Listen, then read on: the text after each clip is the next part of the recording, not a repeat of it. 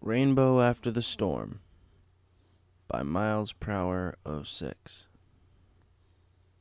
Chapter 4. Reunions and Regrets. Sweet Apple Acres. 3 years ago.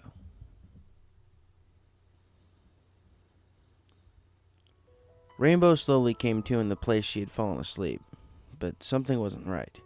She quickly found out as she felt a blanket give way around her as she sat up. "About time you got up. I was starting to fall asleep here," the barn's other occupant greeted. She was an orange earth pony with braided blonde hair under a cow pony hat. Sorry about barging in here. I needed to get out of the storm." "It's all right.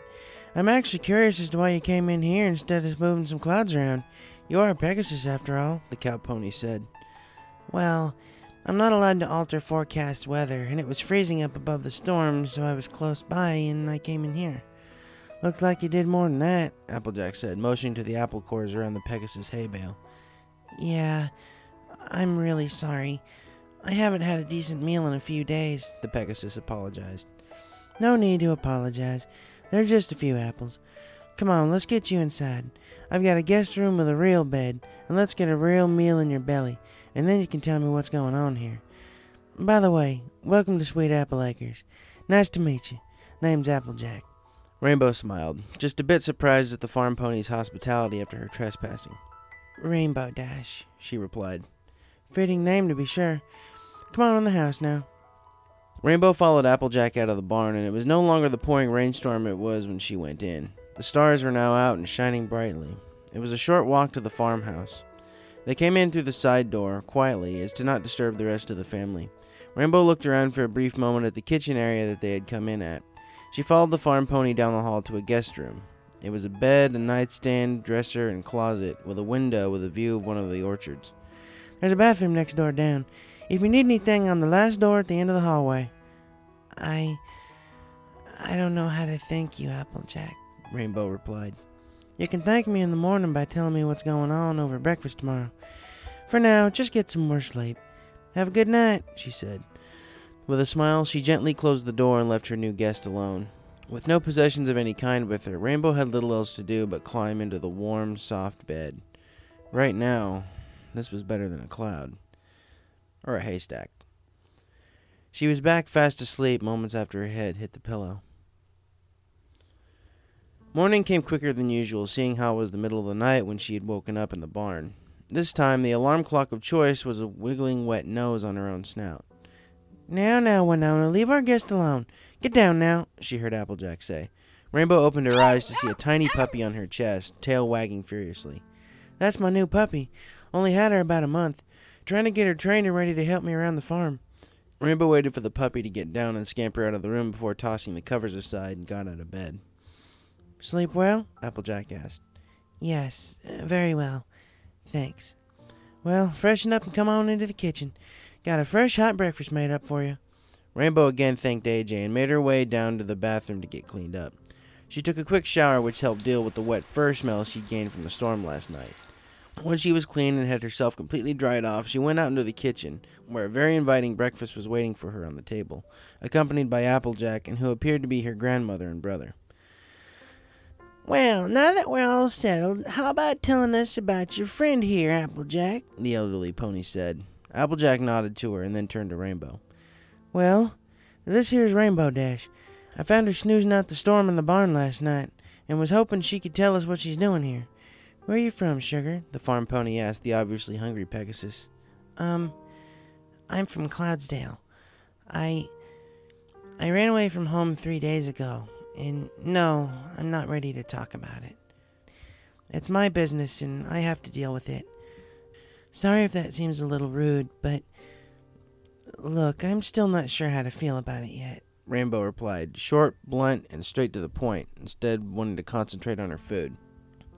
"Well, you're absolutely right that it's your business. You don't have to talk about it with us if you don't want to.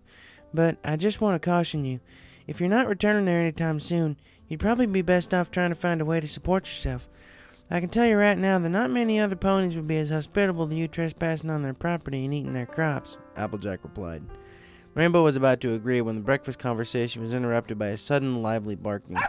Winona, who'd been looking at the window, had spotted something in the yard near the house, and was now bolting out the side screen door to give chase. "Winona!" Applejack called, turning to see what had her dog's attention. Another lone bunny darted into the bushes while Winona frantically circled, waiting for it to come back out, tail wagging furiously. "Gosh darn it! Here I was hoping she got 'em all, Mac. You better get that Fluttershy gal over here again. Tell her we got one more for her." Rainbow immediately stopped eating at the sound of the name. "Fluttershy? Fluttershy's here?" Rainbow asked, amazed. "Yep. In town, rather," Big Mac replied. "I take it you know her?" Applejack asked. "Yeah, she was my friend back from flight school. My only friend. I haven't seen her in 6 months." "Well, sounds like a reunion's in order then," Granny Smith chimed in. As soon as she was finished with breakfast, Big Macintosh again headed out to Ponyville at a quick gallop. "Small world, I guess," Applejack commented, ignoring the continuous barking of Winona, who was doing a stellar job of keeping the lone bunny in the bushes. "So how do you know Fluttershy?" she asked. "She was in my class at flight school. The last time I saw her was the day I got my cutie mark. She's the only friend I've ever really had. I'm glad she's okay." Ponyville.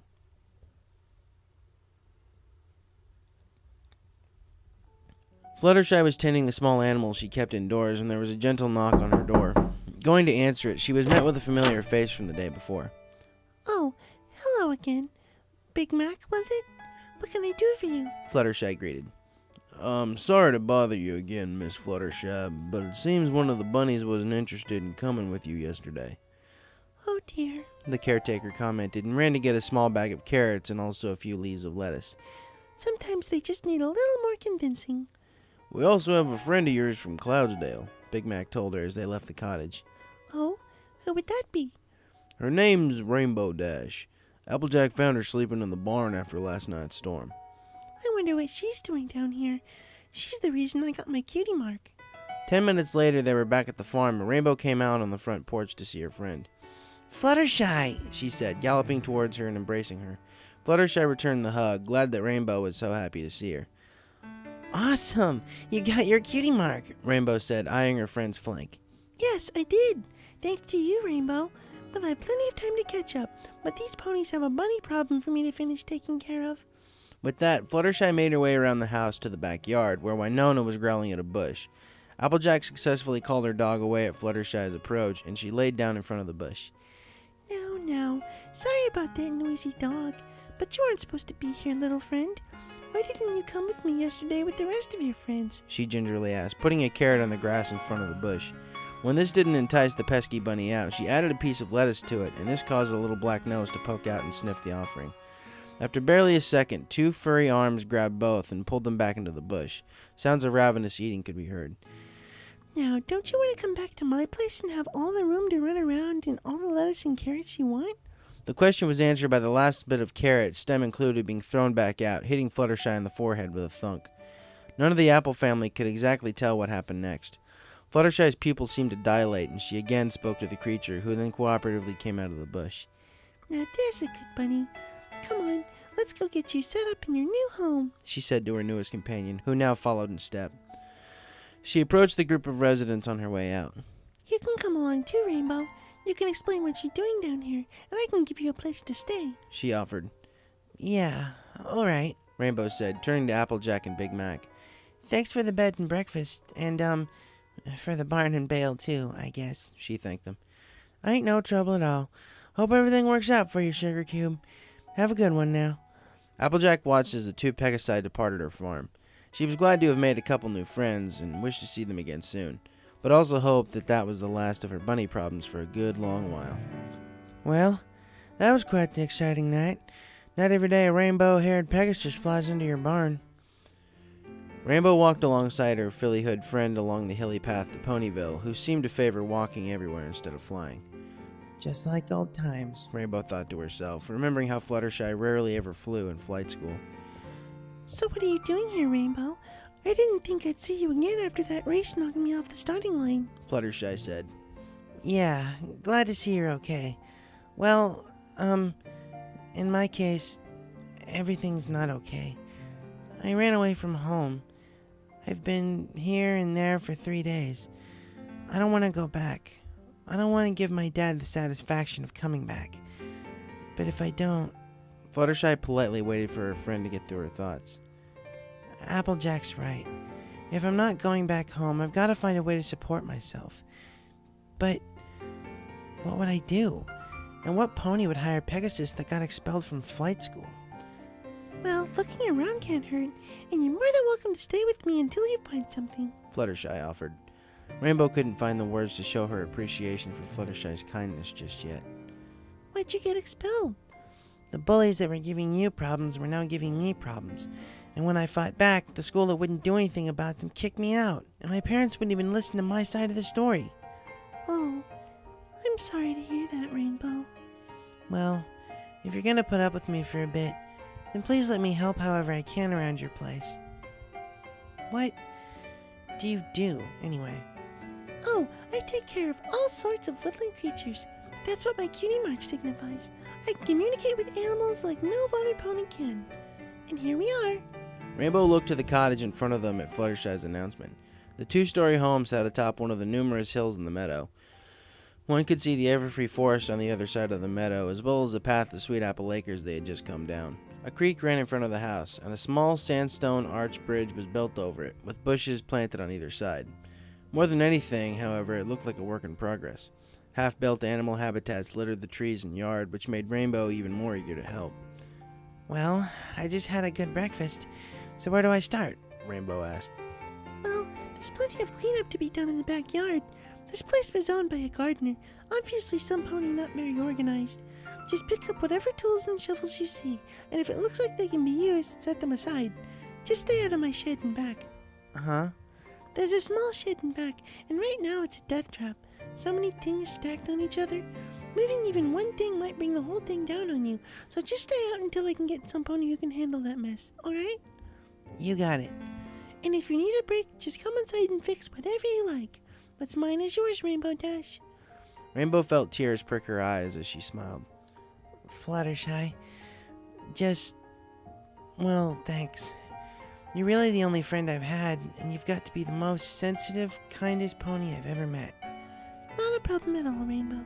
In fact, I have you to thank for all this. If it wasn't for you knocking me down here at the start of that race, I wouldn't have found out who I really was. So let's call it even. Rainbow gave her friend a smile. You got it. Cloudsdale Weather Factory. Break room.